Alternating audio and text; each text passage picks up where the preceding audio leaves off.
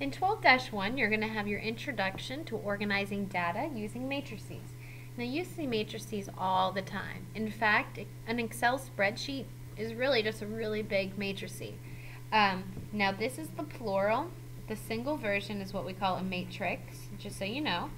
Not the matrix, but a matrix. So that would be the singular. So if you ever hear me say matrix, I'm talking about one. If I ever say matrices, I'm talking about more than one. And no, it's not matrices, it's matrices. Let's take a look at the beginning problem. Jeff, Tina, and Eric run a landscaping business. They charge $12 an hour. How much should they bill the Aguas? Explain how you found your answer. Now, if you want to pause the video and try it yourself, go for it. But here's what we're going to do, okay? We could set up a matrix. And in fact, why don't you take the time, try setting up the matrix yourself and answering if possible. If you need to look at the book, go ahead and do so. But I'm going to let you try to make your own little matrix. You might need to do a little bit of research or come back to it at the end of the lesson. Let's start with part 1. How do you add and subtract matrices? Well, can you see these items here? They're just a whole bunch of elements in brackets. These are each a matrix. So we're going to add these two matrices. Now guys, it's really not as hard as it looks. They look very intimidating. But if you went through 5th grade, you can add a matrix. You just do -5. You do the ones that are in the same spot. You do -5 plus -3 is -8. Look guys, no algebra. 2.7 plus -3.9, you get -1.2. 7 times -4, -11. -3 plus 2, -1. How easy was that, just to add a matrix? Yeah, don't worry, we'll get a little bit more. This is 3, not -11. This is a 3. They'll get more difficult as we move along. Alright, let's try part B. How do you subtract? You can do a lot of things. You can change this to a plus and change all the signs in here, like you're distributing a negative, or you can just do it in your head. 2 minus -1 is 3. -4 minus -6.5. And you just keep going on like that. So what is -4 minus -6.5? 2.5. 1.5 minus 0 is 1.5. 11 minus 8 is 3.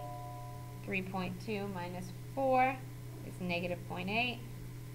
-5 minus -3, so it's really -5 plus 3 is -2.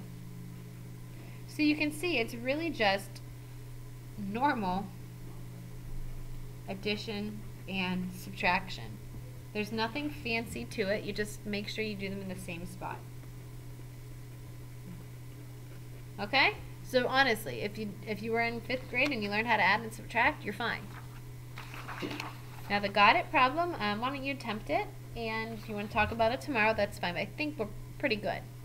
Problem 2, we're going to talk about how to multiply these things by what we call the scalar. And all that does is you multiply everything by that number. So you do 3 times 4 is 12.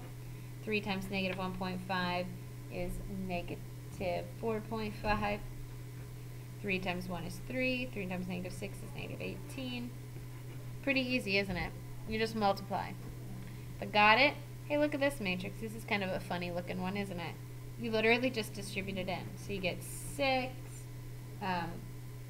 excuse me, -2 times 7.1 is -14.2. You don't need, no commas. Just space them out so I know, okay? Don't mush it all together. -2 times 5 is -10. Not too hard. Let's move on to problem 3. When we finally have our word problem. This lesson is going by real fast, huh? Use the weather chart below. What city has the greatest average number of clear days in a full year? Now what it doesn't say is I want you to use a matrix. That way we can practice applying these to a word problem. Now guys, remember how I said Excel spreadsheet is like a gigantic matrix problem? That's because in Excel, wouldn't you just label your cities? It's probably like Phoenix, Miami, Portland. Right? You probably have a label like that in Excel. Then beside those, you would probably up here have a title, clear days, cloudy days, And then you would just put them in, right? For September through February, this will be our September through February one. You would say that Phoenix had 102 clear days. You would say that they have 41 cloudy days. Miami is 43 and 58. Phoenix is a little clearer, huh? And Portland, 55, 82. And then you would have a whole nother section for March through August. And you'd still have Phoenix, right? You'd still have Phoenix, Miami, and Portland. You'd still have clear and cloudy. You would just move on to another section, that's all. You put in the numbers.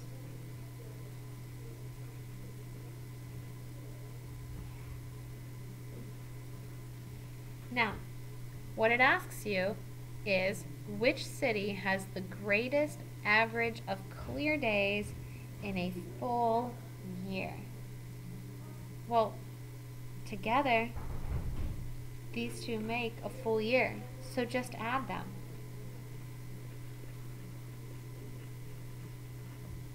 Really, I mean, and I hope that you guys have at some point in time worked with Excel, because you can have Excel add just like we're adding matrices.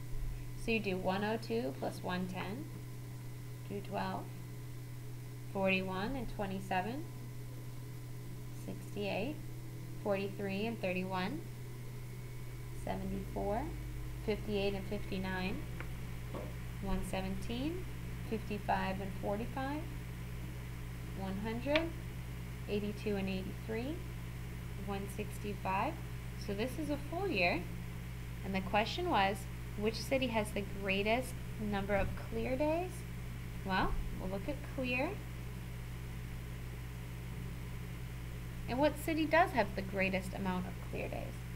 Not too hard to figure out, is it, guys? Phoenix. So we'll say Phoenix has the most clear days.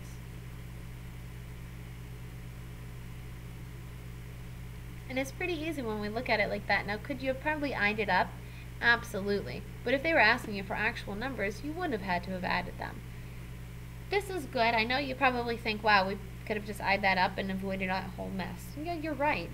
But someday, you know, you can get very complicated matrices and do a lot more with them. So we're just starting very basic today. And they got it. Why don't you just go ahead and figure out what the answer is, and we'll talk about it when you come back in class together. Other than that, guys, I think that's the end of the lesson. So we'll see you in class.